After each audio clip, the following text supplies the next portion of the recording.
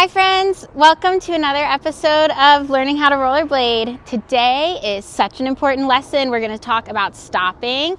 We're going to learn how to do a T-stop. It might not be the easiest way to stop, but it is the most effective way to stop.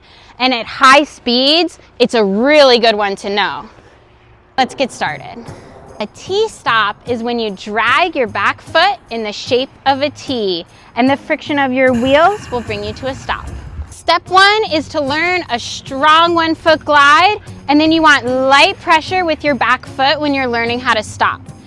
If you press too hard with your back foot, it's really common that you're going to spin out and fall. So it's really important to keep the pressure as light as possible when you're learning the correct pressure point for your stop. Another common mistake is being way too heavy with your toe, which will cause you to spin out and fall. I see it a lot with beginners. So it's super important that you keep your weight completely even across your boot and focus really hard on sinking your weight into your heel. Another important part of learning how to T-stop is really getting the angle of your back foot tilted down so you can really get the drag and the friction. A common mistake when learning is not getting the angle, and then your foot just ends up rolling and you end up doing the splits, falling, spinning, the whole works, just missing your T-stop. You might be thinking to yourself, Coach Polly, I don't want a T-stop. I'll ruin my wheels and wear them down, and that's not good.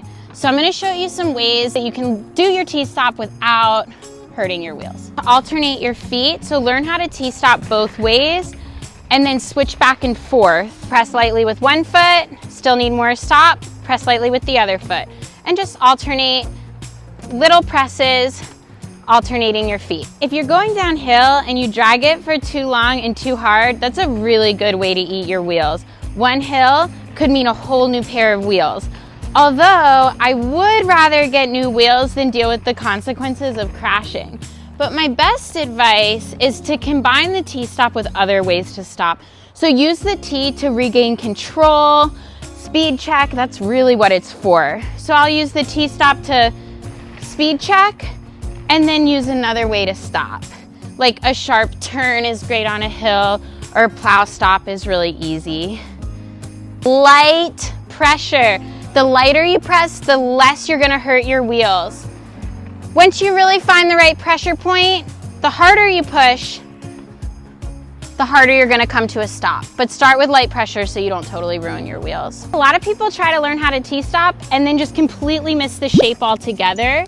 So one thing you can do is practice that T shape from a standstill. So just stand still, back foot in the shape of a T, practice with both your feet.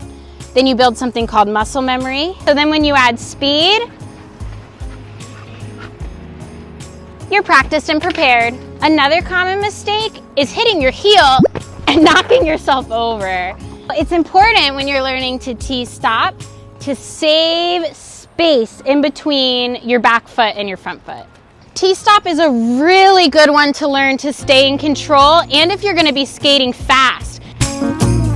Thank you so much for watching.